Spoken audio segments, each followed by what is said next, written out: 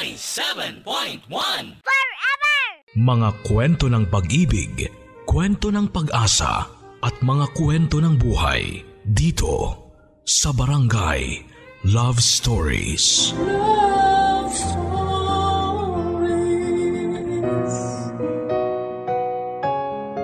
Ang mga taong hindi natututong mag-let go at mag-move on noong nabubuhay pa ay nagiging mga mapaghiganting ligaw na kaluluwa. Dear Papa Dudut, una po sa lahat ay binabati ko po kayo at ang lahat ng ating mga kabarangay ng isang magandang araw. Ako po si Norwin, 34 years old, taga Benguet Province. Ako po ay pamilyadong tao na. Ang asawa ko po ay si Marisa at may 2 po kaming anak na babae. Ang panganay namin ay 10 years old. At ang bunso naman po namin ay 8 years old. Ang asawa ko pong si Marisa ay isang waitress sa isang restaurant. Samantalang ako naman ay nagtatrabaho bilang isang bellboy at housekeeping sa isang maliit na hotel. At dahil malapit na nga rin po ang undas, naisipan ko pong ibahagi ang hindi ko makakalimutang karanasan sa dati kong pinasukang hotel. Halos 10 taon po akong tumagal sa hotel na yon, Papa Dudut. Pero ang hotel na yon ay halos 20 taon na pong nakatayo bago ako na masukan bilang isang bellboy. Nagpalit na rin po ng pangalan ng hotel matapos malugi ang dati nitong may-ari. Kaya't ibinenta na lamang ito. Kaya nang pumasok ako doon ay bagong renovate ang building. Bago din ang lahat ng mga tauhan. At kakapalit lang po ng pangalan ng hotel. Hindi naman po ito kalakihan at kasikatang hotel. Meron lamang po itong 14 floors at sa 14th floor po ay matatagpuan ang malalaki at magagarang mga kwarto na tinatawag na suite. At dahil mga premyadong kwarto po ang naroroon sa palapag na yon, ay medyo madalang lang din pong nauukupahan ng kwarto ng mga bisita. At sa unang linggo ko po pangalang sa pagtatrabaho doon, Papa Dudut, ay nakaranas na ako ng kababalaghan. Maulan at tahimik po ng gabing yon. Wala rin po kaming halos nakatabing mga establishmento dahil medyo malayo na kami sa sentro ng syudad. Halos wala kaming bisita sa hotel ng gabing yon dahil hindi po peak season. At dahil wala din namang masyado mga customer, ay parang 4 o 5 po kaming mga staff ang naka-assign sa shift ng gabing yon.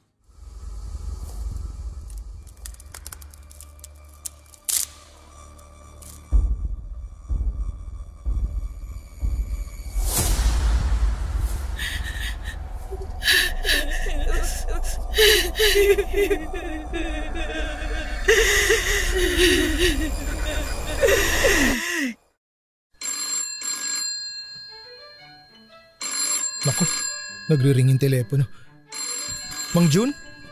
Nasaan po si Ami? Nako, nag-CR. Naku, papaano to? May tumatawag po eh. Sagutin mo na. Andyan ka na eh. Naku baka Englishin ako nito eh. Hindi rin ako pa pwede dyan. Mas may laban pa ako sa mga kawatan kaysa sa Englishan. Sige na nga, sagutin ko na. Hello, good evening, front desk. Hi, good evening. Pwede ba akong mag-request ng mga tuwalya? Okay, sige po ma'am. Anong kwarto po kayo? Sa 1401. Okay, sige po ma'am. Iakyat ko na lang po dyan. Thank you. Ano daw yon? Nagpapakit ng tuwalya, Mang Jun. Mukhang galing sa sexy time ah. Palabiro talaga kayo, Mang Jun ah.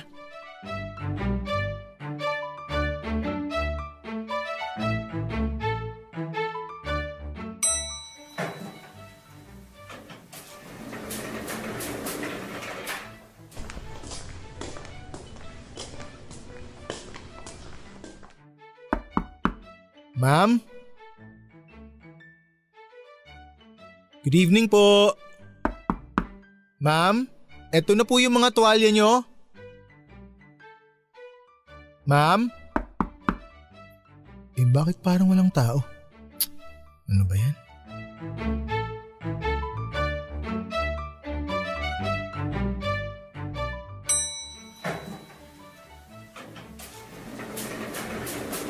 Ami, pwede mo bang tawagan yung 1401? Ha? Bakit ka may dalang mga tuwalya? Nag-request yung 1401 ng tuwalya eh. Pero ayaw naman buksan yung pinto. Ano? Wala tayong kliyente sa 14th floor ngayon. Ano? May tumawag kanina lang eh. Hindi ba, Mang Jun? Ha? Ano yan? Hindi ba kanina may tumawag? Oh, yung nag-request ka mo ng mga tuwalya. Imposible yun dahil wala naman tao sa 14th floor. Sigurado ka ba na tamang kwarto yung narinig mo? Oo. 1401 ang sabi ng babae. Kainis ka naman, Norwin eh. Huwag ka nga manakot ng ganyan. Oh, etong susi oh.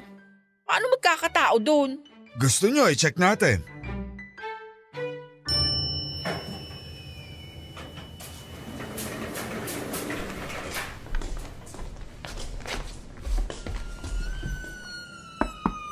Magandang gabi ho. Mang Jun, mukhang wala nga talagang tao ah. Buksan na natin.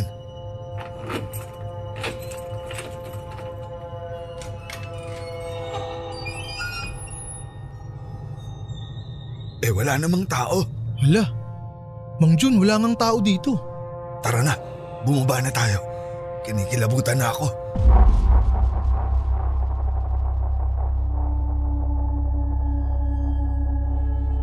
Nasundan pa po ang insidenteng yon ng kung ano-anong kababalaghan sa hotel, Papa Dudut. At hindi lang po sa room 1401 kundi sa buong 14th floor, lalo na kapag walang masyadong nag-ookupa dito. Mga kaluskos, mga pinto at ilaw na bigla na lang bumubukas at sumasara. Hanging malamig na bigla na lang umiihip. Pakiwari ko po'y kapag walang nag-ookupa ng mga kwarto ay parang mas lalong pakiramdam ata noong multo ay sa kanya ang buong palapag na yon. Nang tumatagal ay nakasanayan ko na nga rin po ang mga kung ano-anong mga nangyayari sa hotel, Papa Dudut. Kung nung una ay medyo natatakot pa po ako, nang tumagal-tagal na ay parang namamanhid na lamang po ako at binabaliwala ko na lamang kapag may mga naririnig o nararamdaman ako na kung ano-ano. Maayos naman po kasi ang pasweldo at pamamalakad ng hotel at malapit lamang ito sa bahay namin. Sa madaling sabi ay inuna ko na lamang po ang pagiging praktikal kesa ang maging matatakutin. Iniisip ko na lamang po na multo lang yon, hindi ako kayang saktan.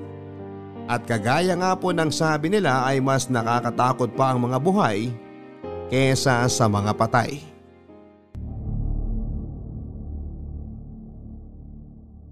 Be, may nagparamdam na naman sa hotel kanina. Ha? Ano na naman yung paandar? May mga bakasyonista kasing nag-check-in. Nilagay ni Ami sa 1405. Ayun, 2 gabi lang tumagal tapos nagpalipat na ng kwarto. 1405? Di ba sa 1401 yung may nagmumulto? Ewan, nagdodor-to-door siguro. Ganito raw yung nangyari. Bale, 2 lang kasi yung bisita dun sa 14th floor. Yung grupo ng mga bakasyonista at yung mag-asawa. Tapos, yung mag-asawang bisita, overnight lang naman. Hindi nga namin alam kung may naramdaman sila eh. Hindi naman sila nagreklamo. Pero yung magbabarkada, yun ang pinaramdaman talaga. Nilipat na nga lang namin sa 10th floor tapos 2 kwarto na lang yung binigay. Aba, ang tindi naman ng multo na yan. Sa grupo mismo nagparamdam? Oo nga eh. 5 silang magbabarkada. Anong paramdam sa kanila? Ang kwento, nung unang araw, tinawag nila kay Ami. Nirereklamo yung kabilang kwarto. Hindi raw sila nakatulog kasi parang may nag-aaway. Sigawan daw ng sigawan yung mag-asawa. Nung una, akala raw ni Ami yung mag-asawang bisita yung nag-aaway. Pero nung dinouble check niya yung record, hindi naman sila yung katabing kwarto. Hindi na lang sinabi ni Ami na multo yun. Naku, grabe naman yan. Kaya nyo nilipat na lang. Hindi pa nga muna nilipat ni Ami kasi syempre, ayaw niya naman na matakot yung grupo. Total, ingay lang naman yung naririnig eh. Pero nung sumunod na gabi, nung natutulog sila, nakarinig na naman sila ng away. Tapos sa irita nung isa, kinatok niya yung pader para sitahin yung kabilang kwarto. Tumigil naman. Pero maya-maya, may kumatok sa pinto nila. E di binuksan nung isa sa kanila yung pinto. Tapos, wala namang tao sa labas. Diba sabi ko, sa irita nung isa, nagising siya tas kinatok niya yung pader para sitahin yung kabilang kwarto. Nahimbing na siya ulit sa pagkakatulog. Bigla na lang niyang naramdaman na inaalog yung kama niya. Pagsilip raw niya sa may paanan niya, may babae raw na naka-wedding gown. Pambihira! Grabe! Nagtayuan lahat ng balahibo ko. Nung inalog yung kama niya, nagsisisigaw raw siya. Tapos nagising na rin yung mga kasamahan niya. Ayun, itinawag na sa amin. Tapos hindi na lang namin binanggit na may nagmumulto talaga sa 14th floor. Nilipat na lang namin sila sa 10th floor. Grabe! Parang unang beses yan na nagparamdam sa grupo ah. Nabuisit siguro yung multo kasi sinita. Hala, grabe! Natawa ka pa ha? Uy, parang nagiging grabe na yung multo dyan sa hotel nyo ha. Kung dati nga, kalukaluskus lang, ngayon parang may balak ng masama. Naku, mag-iingat ka ha. Magbaon ka palagi ng rosary. Ikaw pa naman napakatamad mong magdasal. Sus, wala yun. Sanay na ako roon. At saka, bakit naman ako matatakot sa multo? Patay na yun. Ang pwede lang gawin nun, takutin ako. Ay nako, baka mamaya sumunod pa yun sa'yo dito. May nunal ka pa naman sa mata. Hindi yan. Mag-uundas na kasi. Tuwing mag-uundas kasi, nagiging parang mas aktibo yung pagmumulto. Parang hotel lang din yung pagmumulto. Seasonal.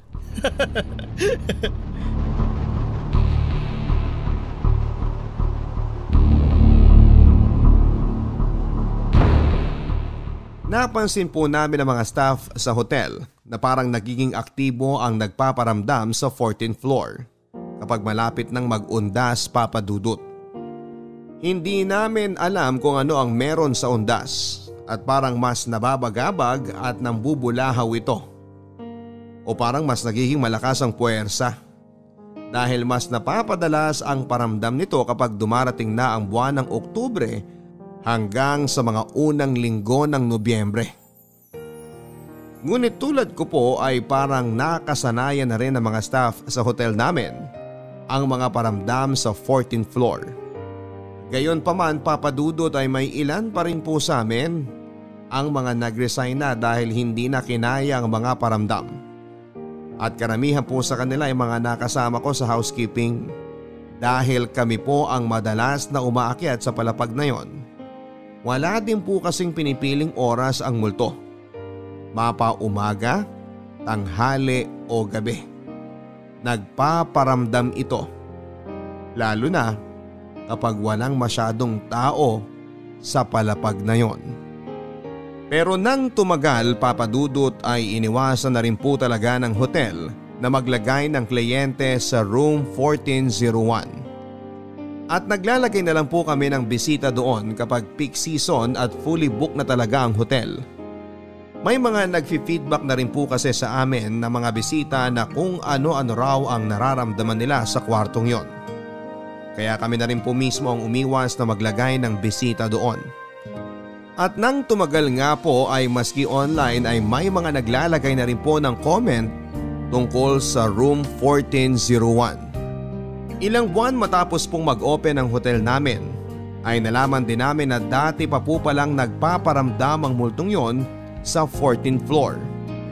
Kahit pa daw po noong iba pang nagmamanage ng hotel at hindi pa nare-renovate ang building ay naroon na yon. At sa hula nga po namin ay baka kaya nalugi ang dating hotel ay dahil sa nangyari sa kwartong yon. Yun po kasi ang mga sabi-sabi. Mga 2 dekada na po ang nakakaraan ay may nagbigti raw na babae sa room 1401. At kaya daw ito naka-wedding gown ay dahil nagpakamatay ito kinagabihan bago ito ikasal.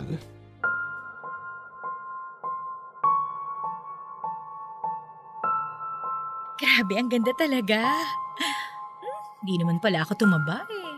Tamang-tama lang pala sa akin. Sandali lang! Oh! Bakit suot mo na yan? Ay, Sorry, mahal ha. Hindi ko na kasi matiis eh. Gusto ko rin isukat kasi feeling ko kasi tumaba ako. Eh, hindi naman pala. Tsaka hindi naman ako naniniwala sa mga pamahiin.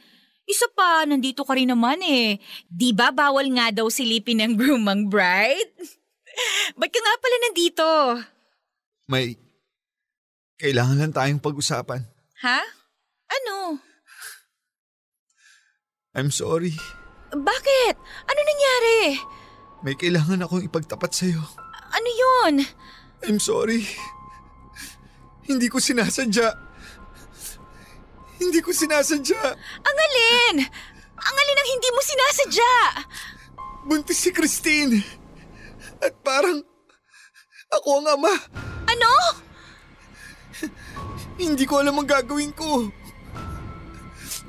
I'm sorry. Paano mangyayari yun? Matagal na kayong hiwalay, di ba?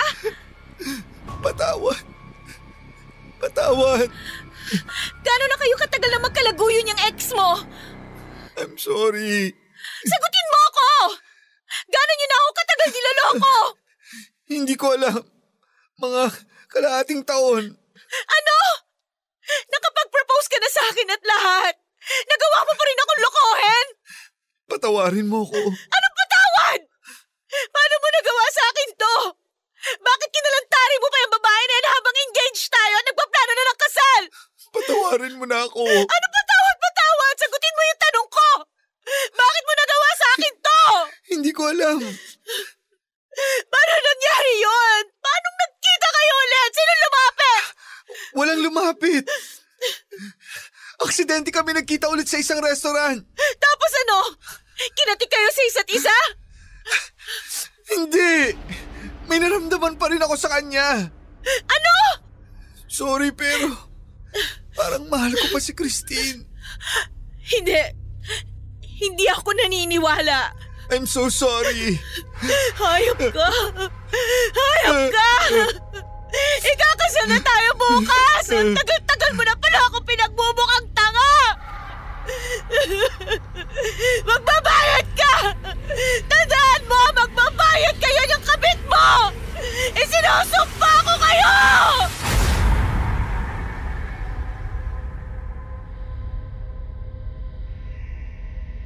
Napabalita pa nga daw po sa tabloid ang nangyaring pagpapakamatay sa hotel na yon. Pero dahil sobrang tagal na nangyari yon ay halos nakalimutan na rin po ito ng mga tao. Ang ilan sa mga nakakaalala na lamang po ay yung mga matatandang may-ari ng karinderya na minsan ay kinainan naming mga staff malapit sa hotel. Ayon po sa kanila, ay medyo kalat na rin po sa lugar na may nagmumulto sa hotel na yon, na ikinikwento rin ng mga dating naging empleyado. Nang tumagal ay pinagbawalan na rin po kami ng hotel na magkwento sa mga nangyayaring kababalaghan, Papa Dudut. Ang sabi nila ay wag na raw naming patungan pa ang mga sabi-sabi. At kung may matanggap man na feedback tungkol doon na galing sa mga customer ay pabayaan na lang namin. Pero sana raw ay huwag naming dagdagan pa at isekreto na lamang namin sa isa't isa kung meron man na nararamdaman. Kaya sa loob ng ilang taon ay hindi na lamang din po namin pinagsabi sa iba ang ilan sa mga nakakapanindig balahibong karanasan ng ilan sa mga naging bisita namin. Hello? Mahal? Oo, kakatapos lang ng meeting namin. Sobrang pagod nga eh. Oo, dediretso na lang ako ng tulog. Umorder na lang ako ng dinner dito sa hotel. Aba, andito na kaagad ah. Teka. Sige, pasok ka lang. Bukas yung pinto. Mahal, bukas siguro. Mga gabi pa ang dating ko dyan. May meeting pa kasi kami after lunch eh. Ha? Hello? Oo. Wala. Eh kasi bukas yung pinto. Hindi naman pumasok yung room service. Teka nga, check ko lang. Walang tao. Delikado dito ah. Oo nga mahal eh. Walang automatic lock yung pinto dito. Tapos disusi pa. Eh alam mo naman ng opisina, nagtitipid. Pero buti na nga lang, maganda din tong kwarto, maluwag. At teka lang mahal ha, may kumakatok na naman. Sisilipin ko muna ha, tawagan kita.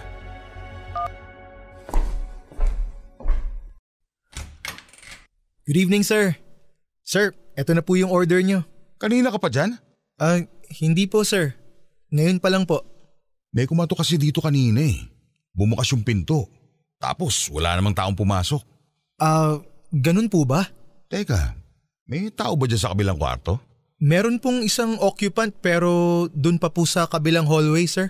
Pwede bang i-check nyo yung CCTV ninyo kung sino yung nanloloko dito? At saka dapat automatic lock na itong mga pintuan nyo dito para mas secure. Sige po sir, sasabihin ko na lang po sa manager. Enjoy your dinner sir.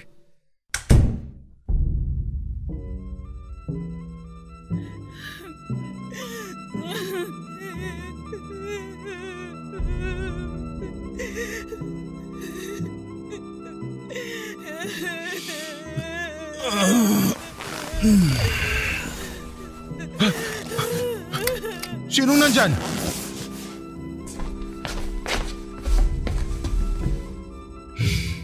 Ano ba yun? Makabalik na nga sa pagtulog. Wala naman eh.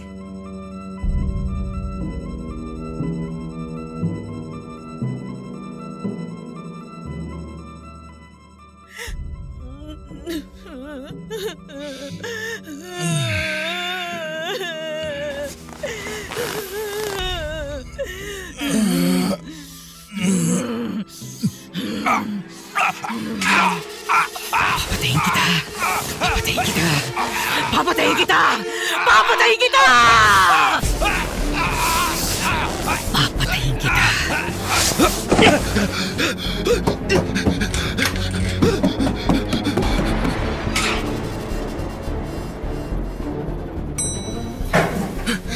May multo!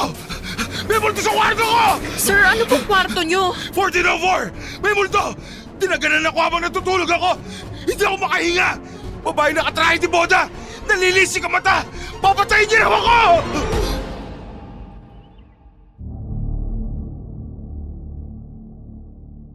Mabuti na lamang po at napakalma namin ang kliyente dahil talagang balisang-balisa po siya nang nakita namin siya sa lobby ng hotel. Sinubukan pa po siya na kausapin ni Ami at kumbinsihin na baka nananaginip lamang ito. Pero siguradong sigurado po ang kliyente na hindi siya binabangungot at naramdaman niya na nakapatong sa kanya ang galit na white lady at halos hindi raw po siya makahinga. Ililipat pa po sana namin siya ng kwarto pero siya na po ang nagsabi na gusto na niyang mag-check out at umalis sa hotel. At dahil nagwawala na rin po siya sa lobby ay minabuti na lamang po ng manager namin na ilipat siya sa ibang hotel at ang management na namin ang sasagot ng bayad. At sa awa ng Diyos, Papa Dudut, ay hindi pa masyadong uso ang Facebook nang nangyari yon dahil baka nag-viral na ang insidenteng yon kung sakaling ipinost ng kliyente namin. Dahil umalis na rin po ang kliyente at hindi na rin po tumawag o nagparamdang pangmuli sa hotel ay hindi na rin po namin ipinaalam pa sa kanya ang nakita namin sa CCTV na kanyang ni-request. Dahil ng gabi na sinabi niyang may kumatok sa kanyang pintuan ay wala po kaming nakitang tao kundi isang itim na anino na pumasok sa kanyang kwarto pagkatapos bumukas ang pintuan ng kusa. Bukod sa kliyente namin yon na dinagana ng white lady habang natutulog ay marami pa pong mga customer namin ang nakaranas na paramdaman ng multo sa 14th floor. May mga nakakarinig ng babaeng umiiyak ng 10 oras ng gabi. Meron nakakarinig ng mga yabag ng lakad at boses. At may isa naman na may nakitang babaeng nasa ilalim ng kamang nakatingin sa kanya. Nang nahulog niya ang kanyang unan at pinulot ito mula sa sahig. Ngunit may isa pa po kaming kliyente na talaga namang nakapanindig ng balahibo naming lahat, Papa Dudut. Solo backpacker lamang po ang binata. Tansya namin ay nasa 25 anyos lamang. Mukhang taga Maynila at may itsura. At tulad ng dati ay hindi rin po busy season noon kaya iilan lamang po ang mga bisita namin sa hotel. Dahil backpacker at mag-isa lamang po siya, ay sa isang solo room lamang po namin siya nilagay sa may 3rd floor. Isang hapon galing po siya sa lakwatsa at paket na sana sa kanyang kwarto nang nagkamali siya ng napindot na floor. At nang sinubukan niyang pinduting muli ang tamang floor, sa halip na bumaba ay nagtuloy-tuloy po sa pag-akyat ang elevator.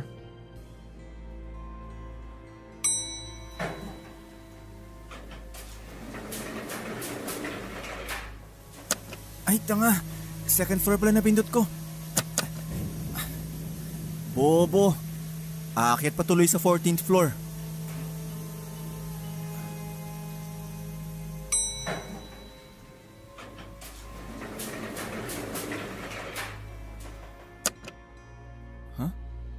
Walang iya, na stuck pa. Anong gagawin ko? Paano na to? Alam ko na. Yung intercom. Hello? Hello? Miss, na-stuck yung elevator. Hindi gumagalaw. Hindi bumababa eh. Ay naku, sorry po sir. Tatawag po ako ng technician. Okay lang. Saan yung stairs nyo? Nasa dulo po ng kanang hallway. Anong floor po kayo na-stuck para mapaakyat ko yung technician namin? Sa 14th floor. Ha? Bakit, miss? Wala po. Wala po. Sige po, mag-stairs na po kayo. Papaakyatin ko na rin agad yung mga tao dyan. Okay. Sige. Sige, mag-stairs na ako. Thank you.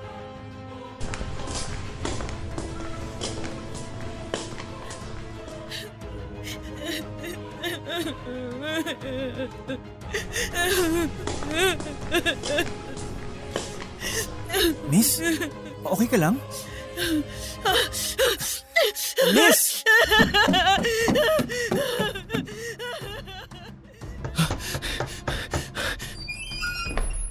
Miss, may maitutulong ba ako?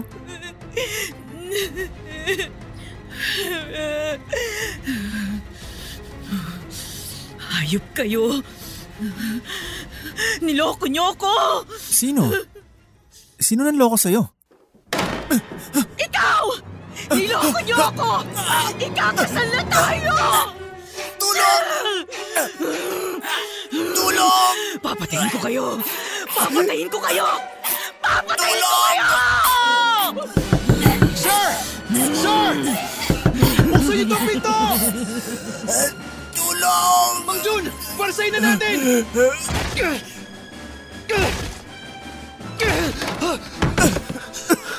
Sir! Ano pong nangyari? May babaeng naka-wedding gown. Sinakal ako. Gusto akong patayin.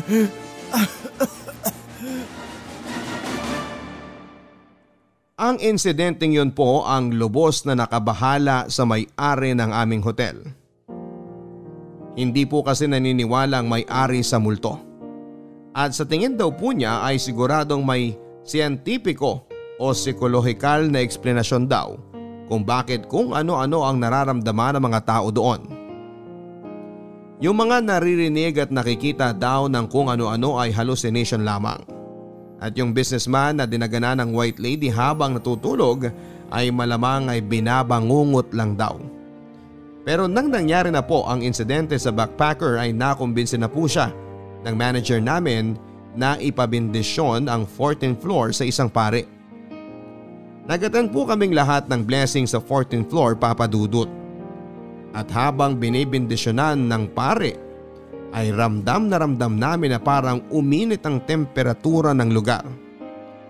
Maski ang mismong pare ay parang aligaga at hindi mapakali. Gayunpaman ay naitawid naman po namin ang blessing ng walang iba pang paramdam na nanggaling sa multo. Bukod sa mabigat na pakiramdam naming lahat habang sinasagawa ang pagbebendisyon. At parang umepekto naman ng pagbebendisyon, Papa Dudut. Lumipas po ang ilang buwan na wala po kaming naranasang pangmuli na kakaiba sa 14th floor. At maski po ang mga bisita ay wala rin naman pong mga naire-report na kakaibang karanasan.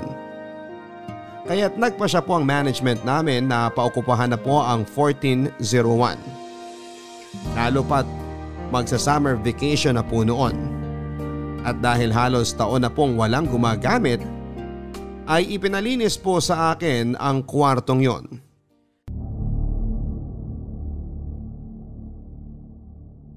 Kuya Norwin, ipapa-occupy na raw natin yung room 1401.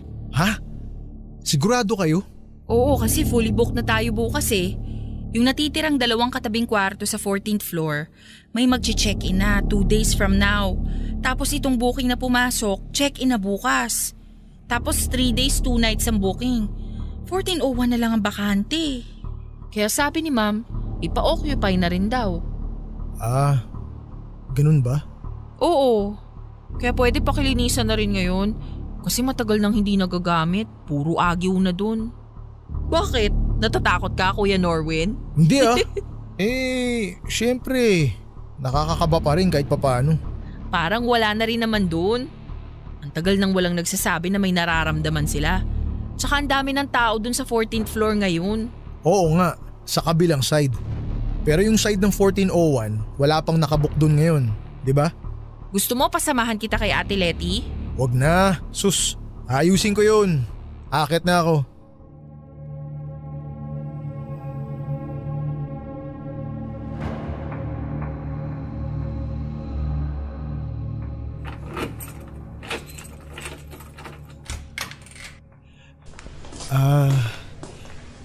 Tabi-tabi po.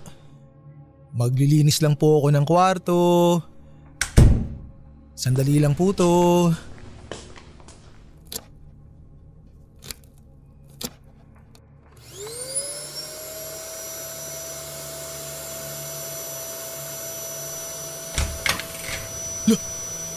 Bakit bumukas yung pinto? Ay. Pasensya na po kung maingay ako. Tatapusin ko po agad tong paglilinis ko.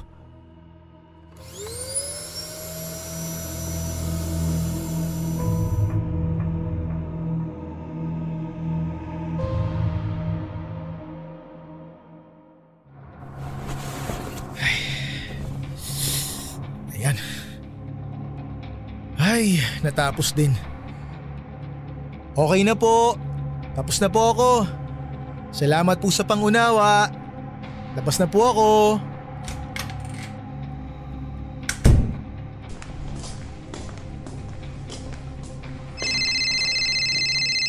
Ay. Hello, be?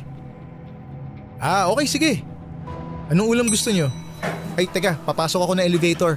Baka mahina ang signal. Hello? Naririnig mo pa ako? Okay. Oo, sige. Akong bahala. Wala. Bumukas kasi ulit yung elevator eh. Wala. Sige be. Tawagan na lang kita mamaya ha. Mamaya na lang ulit.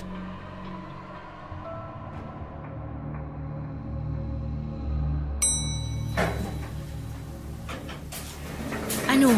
Kumusta Kuya Norwin? May paramdam ba?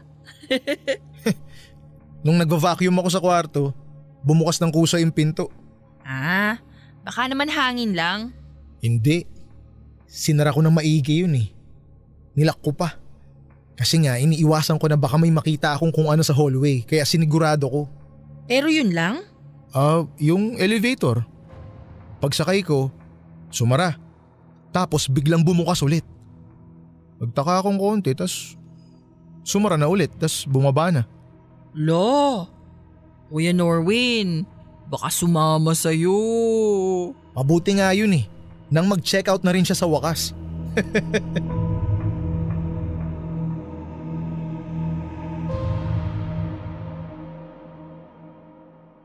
Nagawa ko pa pong makipagbiruan kay Ami pagkatapos kong maglinis ng room 1401.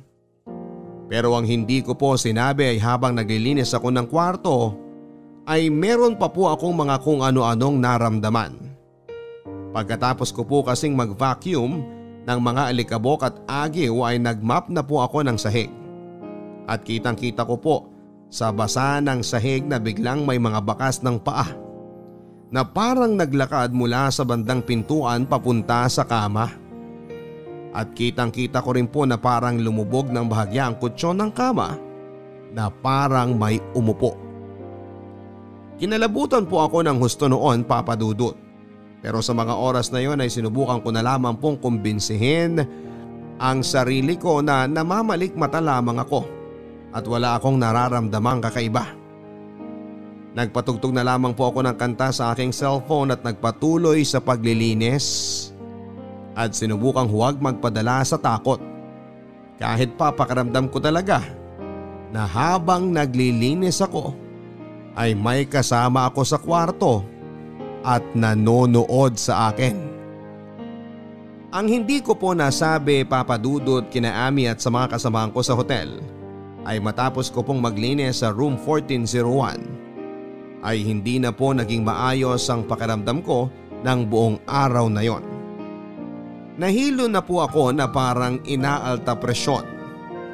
At kahit na uminom na ako ng gamot ay wala pong epekto at nahihilo pa rin po ako.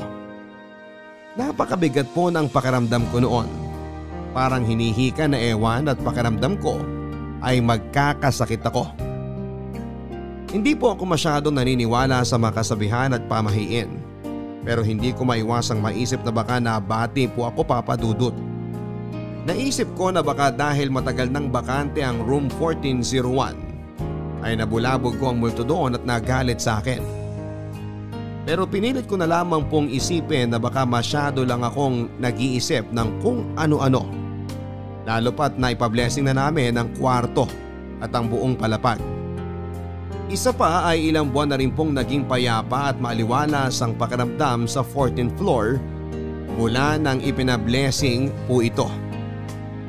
Dahil masama ang pakiramdam ko ay naisipan ko na lamang pong mag-taxi para makauwi ng komportable sa bahay, Papa Dudut.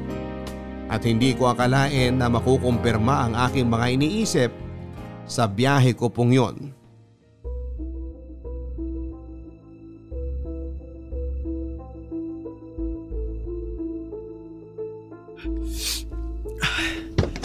Boss, sa sentro po tayo. Ay, pasensya na po kayo. Akala ko po lalaki yung driver. Okay lang. Marami rin ang nagugulat na mga pasahero eh. Bakit po? Wala. Sige, biyahe na tayo.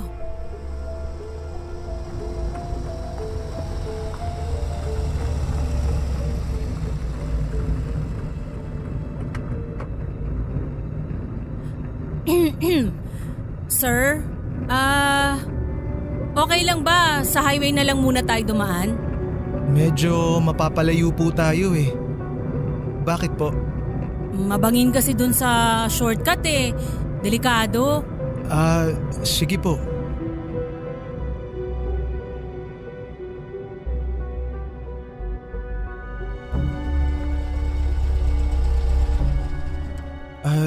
Teka ate, bakit po tayo nandito sa simbahan? Hindi po dito yung bahay ko. Bumaba ka na! Po? Hindi ikaw. Ano po? Yung kasama mo, pinabababa ko! Ate, wag naman po kayong ganyan. Wag mong idamay ang inosente. Bumaba ka na! Diyan mo na hintayin ang pakakasalan mo.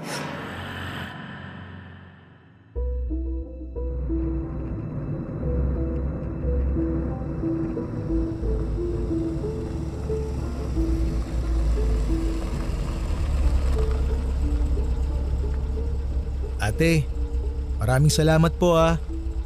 Ito po ang bayad ko. Sa inyo na po yung sukli. Ingat po kayo. Salamat, sir. Sir! Ano po yun? Sir, tumawag ka ng pare bukas sa bukas din. Bakit po? Nagkamali ako kanina. Ngayon lang siya bumaba. Nanayo po ang balahibo ko nang tumapat ang taxi sa harapan ng isang saradong simbahan. Mag-aalas 9 na ng gabi at inutusan ng driver na bumaba na ang kasama ko. At dahil may ideya na ako kung sino o ano ang inuutusan ng driver, ay hindi na po ako gaano nag-usisa pa. at napatahimik na lamang po ako sa hilakbot. Kagyat na naisip ko rin po na baka naisipan ng driver na tumigil sa harap ng simbahan para ihatid ang kasama ko raw doon. Dahil ang napapabalita nga pong white lady sa hotel namin ay naka-wedding gown daw at nagpakamatay nga daw po kinagabihan bago ito ikasal. Nang umandar na po ulit ang taxi paalis ng simbahan ay nakahinga na po ako ng bahagya. Naisip ko na baka gumana ang ginawa ng driver at bumaba na at nilubayan na ako ng multo. Pero nang sinabi po ng driver na kasabay kong bumaba ang multo, pakiramdam ko'y aatakihin ako sa puso. Gusto ko mang tumakbo, saan naman po ako pupunta? Paano mo matatakasan ang isang bagay na sumunod sa'yo pero hindi mo naman nakikita? At mga 1 o 2 oras po pagkarating ko sa bahay ay dinapuan na po ako ng matinding lagnat.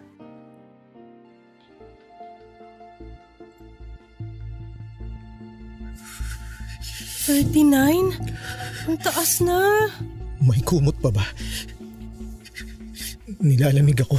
Ha? May kumot ka na eh. Kapag nagkumot ka pa lalong makukulob yung init. Teka, inumin mo muna tong gamot para bumaba na yung temperature mo.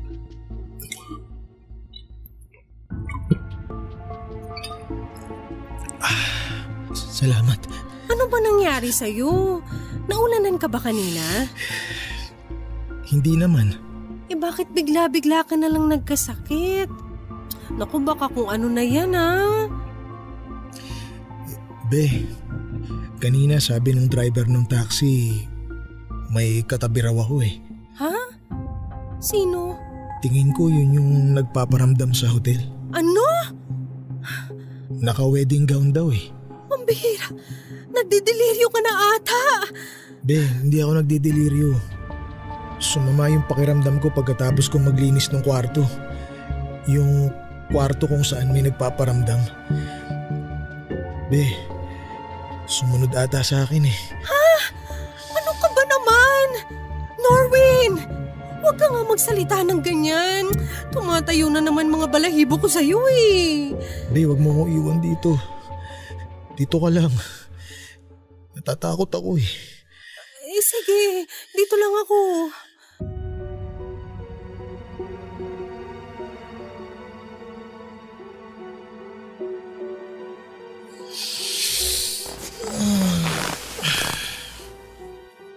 Marisa, umarap ka dito sa akin.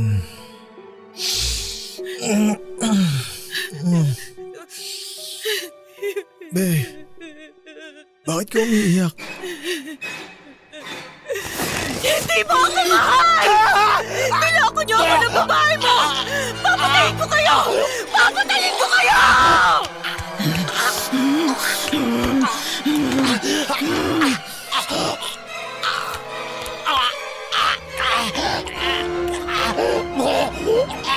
Norwin! Ano nangyayari sa'yo? Ako to si Marisa. Kanina pa kita ginigising, pinabangungot ka. Marisa! Okay na. Nandito lang ako. Okay na ang lahat.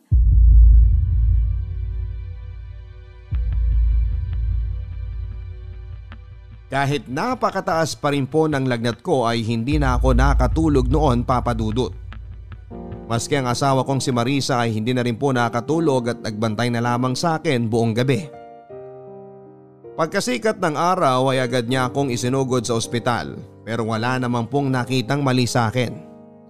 Maski po sa ospital ay takot na takot, Papa Dudut, at hindi ko talaga pinaalis si Marisa sa tabi ko. Dahil na rin po sa nangyari ay nagpatawag na rin po si Marisa ng pare at pinapunta sa ospital para bendisyonan ako. At kinagabihan nga po noon ay nawala na ang aking lagnat at kinabukasan ay na-discharge na kami sa ospital. Para makasigurado ay pinabinditahan namin ang buong bahay namin, Papa Dudut. Lalo pat may 2 kaming anak na maliliit pa. At sa awa ng Diyos ay parang umepekto naman ng pagpapablessing dahil wala na rin po kaming naramdamang pang kakaiba pagkatapos noon. Pero dahil po sa nangyari ay nagpasya na rin po ako mag-resign sa hotel na yon para makasigurado. At sinuwerte namang nakakuha din ng trabaho sa iba pang hotel. Ang nakakatawa po niyan, Papa Dudut, pagkatapos ko daw pong mag-resign ay doon naman daw na wala ng tuluyan ang mga paramdam ng multo sa 14th floor. Patay sa mga kwento ng aking mga dating kasamahan. Kaya nga binibiro ko sila na dapat ay nagkaroon man lang ako ng hazard pay dahil kundi sa pagbubuwis ko ng buhay ay hindi mawawala ang multo na yon sa hotel. November noong isang taon po yun nangyari sa akin, Papa Dudut. At sa awa ng Diyos ay hindi na kami muling binulabog pa ng White Lady. Pero ngayong paparating na naman ang buwan ng Oktubre at Nobyembre ay kinakabahan po ako. Magbabalik pa kaya ang White Lady? At kung oo, saan kaya ito magpaparamdam? Sa hotel na dati kong pinagtatrabahuhan? O baka naman dito na sa bahay namin ang bago niyang nilipatan? Sana po ay naibigan ninyo ang aking ibinahaging kwento sa inyo. At sana kapag napakinggan ito ng mga kabarangay natin ay maisama nila ako at ang aking pamilya sa kanilang mga dasal para sa aming patuloy na kaligtasan. At sana lalo papo't parating na ang undas ay ipagdasal din natin ang mga kaluluwang hindi matahimik at naliligaw din sa lupa na makamit na ang ganap na kapayapaan at katahimikan. Ang inyong forever kapuso at kabarangay, Norwin. Mga kwento ng pag-ibig, kwento ng pag-asa at mga kwento ng buhay dito sa Barangay Love Stories.